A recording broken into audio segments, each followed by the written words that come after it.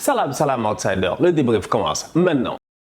Bon la famille, on est encore arrivé à ce moment, je dis bien à ce moment de l'année, le moment de l'année où on doit être posé tranquille et venir et chacun commencer à parler du ballon d'or. Aujourd'hui encore une fois, le ballon d'or est un trophée qui moi personnellement me pose problème. Avant même de commencer à donner mon impression par rapport à qui peut être ballon d'or cette saison-ci, je suis désolé, je suis obligé d'abord de parler du trophée en tant que tel. Je dis aujourd'hui, on est obligé de se disputer à gauche et à droite, c'est des lobbies, chacun essaie de défendre son poulain, chaque national, je dis bien chaque sélection nationale essaie de pousser quelqu'un et on en arrive à un point où personne n'est d'accord sur absolument rien du tout. Alors qu'aujourd'hui je me dis, mais soyons cohérents avec nous-mêmes, franchement, en sachant que le football c'est un sport qui se joue de manière collective, en sachant que le football c'est un sport qui se joue à 11 sur le terrain, en toute honnêteté, on est capable aujourd'hui de sortir peut-être un meilleur joueur par ligne, que ce soit le meilleur gardien, le meilleur défenseur, le meilleur milieu de terrain, tu essaies de te gérer et tu prends les ailiers, tu les mets en attaque et tu dis le meilleur attaquant et puis point barre. Et puis peut-être qu'à ce moment-là, peut-être que ça ira mieux. Parce que franchement, on va rentrer dans un débat aujourd'hui, une vidéo qui risque d'être compliquée. Il y en a qui seront d'accord, il y en a qui ne seront pas d'accord. Mais sachez une chose, ce n'est que mon point de vue. La saison passée, si je ne me trompe pas, à cause du Covid, on n'a pas pu avoir un ballon d'or. Donc du coup, on était tous un peu d'accord la saison passée que Robert Lewandowski, quand même, il avait été un tueur. C'était lui qui était là, c'était lui qui était en train de claquer des buts. Cette saison, bis repetita, Robert Lewandowski est encore là dans la discussion. Et en toute honnêteté, si on doit être cohérent avec nous-mêmes, je suis d'accord et je suis d'accord pleinement que cette année, le meilleur attaquant au monde, si vous voulez, effectivement, c'est Robert Lewandowski. Parce que Lewandowski, quand il bat le record de Gerd Müller en Allemagne, c'est pas une petite chose, franchement, il fallait le faire. Lewandowski, ça fait plus de 5 ans, si je ne me trompe pas, que le gars, il est dans une constance qui est permanente. Il est excellent sur un terrain de football. C'est un leader offensif. Il claque énormément de buts, que ce soit en Bundesliga, et même si tu te dis que la Bundesliga c'est un championnat facile, eh ben sache qu'il fait la même chose en Ligue des Champions. Donc aujourd'hui, franchement, je suis désolé, Robert Lewandowski, c'est vrai qu'il a le droit d'être là dans la discussion. Le problème, il est simple, c'est que le ballon d'or en tant que tel, c'est un peu quelque chose qui se base sur les émotions. Aujourd'hui, on va être sérieux, Lewandowski, il nous sort une top saison avec le Bayern, mais Lewandowski il ne gagne pas la Ligue des Champions. Lewandowski, si je ne me trompe pas, il est blessé à ce moment-là de la saison. Ça a fait mal à cette équipe du Bayern là. Certes, Choupo-Moting, il s'est géré cette saison, il nous a un peu bluffé à gauche et à droite, mais à un moment donné, c'est pas Robert Lewandowski. Donc du coup, Robert Lewandowski, après le fait qu'il ait quand même performé en Bundesliga, on ne pouvait le juger que par rapport à son euro. Son problème, c'est quoi? C'est son équipe nationale. Aujourd'hui, je suis désolé, quand même, soyons sérieux. L'équipe nationale de Pologne ne s'est pas gérée durant cet euro-ci. C'est difficile. Arkadiusz Milik n'était pas là. Tu sentais réellement que le pauvre Lewandowski, il manquait de soutien. Zielinski, il a été under the level. Comment il s'appelle? Krikoviak, même pas on a commencé l'euro, il a pris un carton rouge. Je pense que c'est lui qui prend le premier carton rouge. Donc franchement, je suis désolé. Lewandowski, pour dire qu'il soit ballon d'or, quand même franchement, il faudrait être, à mon humble avis, un Bavarois 100%. Donc pour moi, Lewandowski, c'est pas mon ballon d'or cette année. Par contre, Lewandowski, s'il est sur le podium, je serai content sur lui. Je serai content pour lui, excusez-moi. Et s'il est dans le 11 de l'année, je serai doublement content pour lui. 6-8-10 Kevin De Bruyne. En toute honnêteté, il faut qu'on soit sérieux. Vous savez comment je l'apprécie, ce gars-là. Vous savez comment je l'appelle. 6-8-10 Kevin De Bruyne. L'homme qui fait des passes invisibles. On aurait dit l'Équateur. Parce que ces passes, elles font le tour de la terre. Elles sont inarrêtables. Sincèrement, on va être sérieux. Kevin De Bruyne, c'est un top player. Maintenant, Kevin De Bruyne, son problème, lui aussi, c'est quoi? C'est son équipe nationale. Mais franchement, Kevin De Bruyne, avec Manchester City cette saison, il a tout fait. Il a tout fait. Il a franchement tout fait. Les gars ont tout gagné. On peut pas parler, on peut pas être là à débattre avec quoi que ce soit. C'est Pep Guardiola. Il est venu en championnat, il a dominé, il a tout gagné. En Ligue des Champions, il perd en finale de Ligue des Champions. Ah mon Dieu, les gars, soyons sérieux. On sait très bien qu'une finale, comme on a l'habitude de le dire, ça ne se joue pas, ça se gagne. Tuchel, il est venu comme un bandit, il a gagné. On reparlera de Chelsea. Aujourd'hui, franchement, il faut qu'on soit sérieux. Cette équipe de Manchester City là, elle a été excellente. De Bruyne claque 12 passes décisives en championnat seulement. Le gars, il a quand même 6 buts. Kevin De Bruyne, il arrive en équipe nationale, il est blessé. Oh, c'est dommage parce que Kevin De Bruyne, s'il n'est pas blessé, peut-être que la dynamique de l'équipe nationale de Belgique, elle est différente. Parce que De Bruyne, il rate le premier match, il rentre à la mi-temps du deuxième match. Si je ne me trompe pas, taf, il nous fait une passe. Nous-mêmes, on ne s'y attendait pas. On était tous bluffés. Torgan Hazard est venu marquer si je ne me trompe pas. Dans le même match, il a marqué un but, une passe décisive. Kevin De Bruyne, homme du match pour 45 minutes. Aujourd'hui, franchement, Kevin De Bruyne, c'est un top player. Sa connexion avec Lukaku, elle a marché. Mais pour dire que Kevin De Bruyne peut être ballon d'or, franchement, entre nous, c'est compliqué. Ah ouais, c'est compliqué. Parce qu'aujourd'hui, pour que Kevin De Bruyne puisse être ballon d'or, il aurait fallu que la Belgique performe à l'Euro. Il aurait fallu que la Belgique, peut-être, ils aillent en finale. Qu'on voyait un Kevin De Bruyne flamboyant. Mais comment veux-tu que le pauvre y performe en sachant pertinemment que la Belgique est une belle équipe, mais la Belgique est une équipe avec un football stéréotypé. Tout passe par De Bruyne, Lukaku. 12 actions de jeu dangereuses créées lors du premier tour seulement en une mi-temps et demi.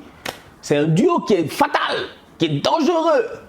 Tu ne peux pas gagner avec ça seulement. Il fallait que les Hazard, tout ça, ils se gèrent. Mais bon, Hazard, lui, il y a Pintus qui l'attend au Real. Il fait le fou. Vous avez vu les entraînements du Real? Vous avez vu les entraînements du Real? Pintus, tout ça, les masques à oxygène. Tu les gars, j'ai vu Isco est en train de s'asphyxier. Isco, il va arriver au Milan AC. Je te dis, il va être fit comme jamais. Pintus, il a sorti les vraies affaires. Je te dis, les vraies affaires. Eden Hazard, quand il va rentrer, il va comprendre c'est quoi une préparation physique.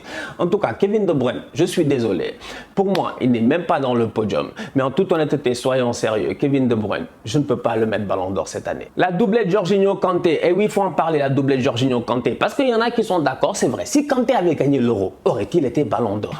C'est une question à se poser. C'est une question qui est pertinente. Aujourd'hui, N'Golo Kanté, quand même, c'est un joueur sensationnel. On le connaît. C'est un top player. Lui, il n'y a même pas besoin de parler. Maintenant, Kanté, c'est quoi les highlights de sa saison? C'est que Tuchel, il est arrivé. Et quand Tuchel, il est arrivé dans cette équipe-là, qu'est-ce qu'il a réussi à faire en tant que tel? Il a réussi à relancer, je dis, certains joueurs. Certains joueurs, je dis, lesquels? Jorginho, Kanté. Deux joueurs qu'il a réussi, je dis bien, à faire. Je sais pas, la connexion, elle a marché. C'était huileux. C'était soyeux. Franchement, les gars étaient sur le terrain. Ils ont boss around. On va pas oublier. Ici, on n'a pas la mémoire courte. J'étais là, je les ai débriefés. On va être sérieux. Kanté, aller-retour, il a tué le Real Madrid. Non, soyons honnêtes. Kanté a bouffé le Real Madrid à lui tout seul. Donc aujourd'hui, on va être honnête quand même. Tu te dis, ouais, Jorginho, Kanté, c'est deux top players.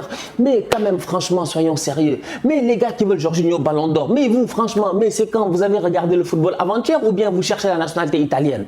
Non, faut nous dire.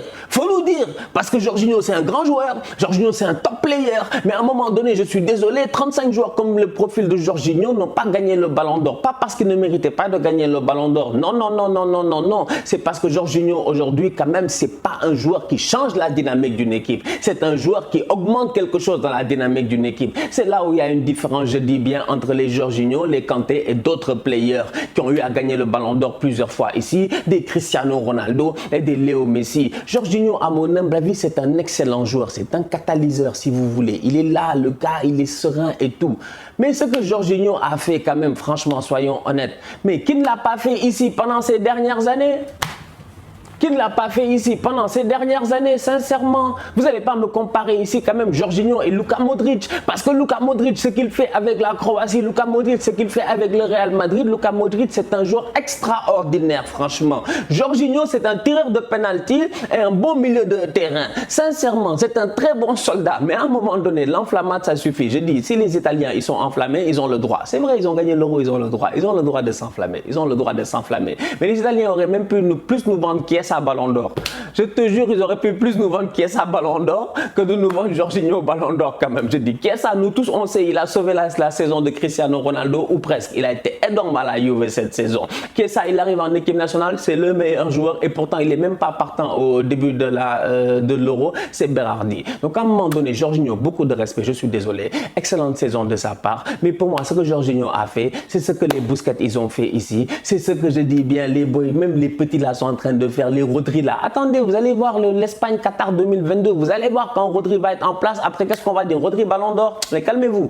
Comment ça s'appelle? Kanté, excellent joueur de football. Mais bon, Kanté, voilà quoi. On sait tous, il ne gagnera pas le ballon d'or. Donc, c'est pas la peine de beaucoup polémiquer. Bon, dans la liste, il y en a d'autres. Des Mbappé, des Cristiano, des tout ça là. C'est pas la peine de beaucoup parler. Franchement, on a qu'à aller directement au sujet. Léo Messi. Léo Messi va gagner le ballon d'or. Et puis, point barre. Je dis Messi va gagner le ballon d'or. Pourquoi je dis Messi va gagner le ballon d'or? Parce que Messi, franchement, Déjà à la base, je vous l'ai dit au début, le ballon d'or pose problème. Vous avez écouté mon intro, non? Le ballon d'or pose problème. C'est un truc émotionnel, tout ça. Donc je sais que c'est pas facile. Mais à un moment donné, Messi, sincèrement, émotionnellement parlant, le monde entier était pour lui. C'est incroyable ce qui s'est passé cet été. On était là, on était focus sur l'euro. On savait tous que le highlight c'était l'euro. Mais tous les soirs, les gars étaient là en train d'épier ce qui se passait de l'autre côté, je dis bien, à 6 heures de décalage horaire pour savoir comment les Argentins étaient en train de se gérer et est-ce que Messi allait encore une fois flopper. Messi n'a pas floppé et c'est là où la différence se fait. Tout le monde s'attendait à ce que Messi crache. Non, les gars s'attendaient à ce que l'Argentine sorte, que Messi crache, que le gars soit en train de pleurer. Encore une fois, il a assez pleuré. Il a assez laissé son sang là-bas. Je vous l'ai dit, blood, sweat and tears. Il a laissé son sang, il a pleuré sa sueur, tout est tombé là-bas. Aujourd'hui, sincèrement, Messi méritait de gagner le Ballon d'Or. Messi a été un top player cette saison. N'oubliez pas, et je le dis encore une fois, c'est ce qui me fait mal constamment, c'est que les gens veulent juger tout le monde par rapport à des statistiques individuelles, sauf Léo Messi. Quand il s'agit de Lewandowski, on va te dire Gerd Müller, 42 buts, 41 buts, je sais pas quoi. Cristiano Ronaldo, plus de 30 buts, je sais pas quoi. L'autre, Benzema, et puis Messi, lui, il a mis 30 buts en Liga, c'est 30 buts de tocard, c'est 30 buts pour les tocards. Franchement, c'est 30 buts face à des tocards, mais vous êtes fous, vous n'avez pas vu les buts de Messi cette saison. Mais Messi a réinventé le foot combien de fois? Combien de fois? Les gars ont créé tous les types de murs cette saison en Liga. C'est que vous ne regardez pas la Liga, après vous venez vouloir voir parler de Messi. Vous n'êtes pas sérieux, vous n'êtes pas honnête. Franchement, je vais commencer à me fâcher.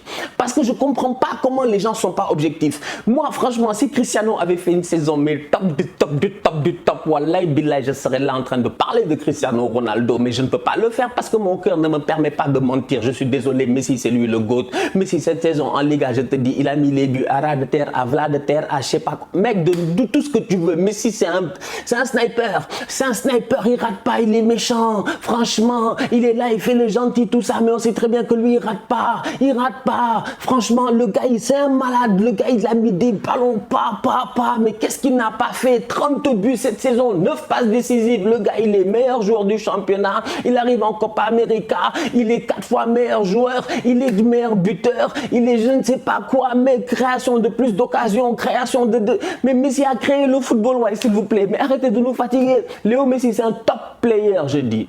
Il mérite le respect. Franchement, moi, il m'a bluffé cette saison. Et je ne sais même pas pourquoi les gens sont là en train de débattre. C'est là où je dis que, franchement, de temps en temps, dans ce monde-ci, il y a des gens, ils aiment beaucoup créer des polémiques là où il n'y en a pas.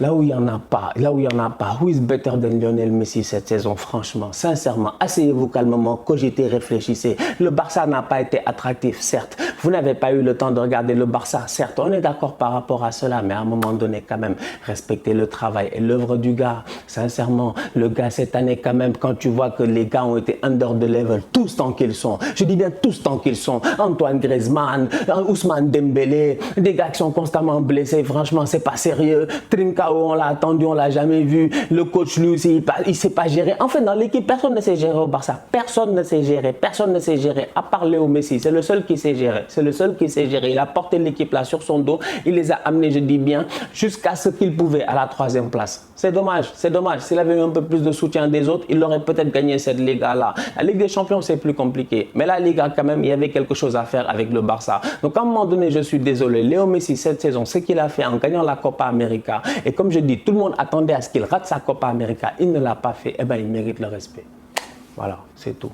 C'est tout. C'est un top player. Il est trop fort. Franchement, il est trop fort. C'est un plaisir de le voir jouer, Léo Messi, sincèrement. Mais la Copa, là, putain, il a pris des tacles, des trucs. Il prend le ballon, il fait des crochets, il lâche les gars. Les gars sont là, le tacle à gauche et à droite. Il s'en fout, il continue, il accélère. C'est un malade, lui. Grand joueur, grand seigneur. Léo Messi, pour moi, c'est mon ballon d'or. Et s'il n'est pas un ballon d'or, eh bien, France Football... On va attendre, parce que je sais que France Football, ils sont pas fous, ils vont se gérer. Bon, la famille, on se capte très bientôt pour un nouveau débrief. D'ici là, continuez à liker, on continue à partager, on s'abonne. On est ensemble, on reste en santé. Tous outside.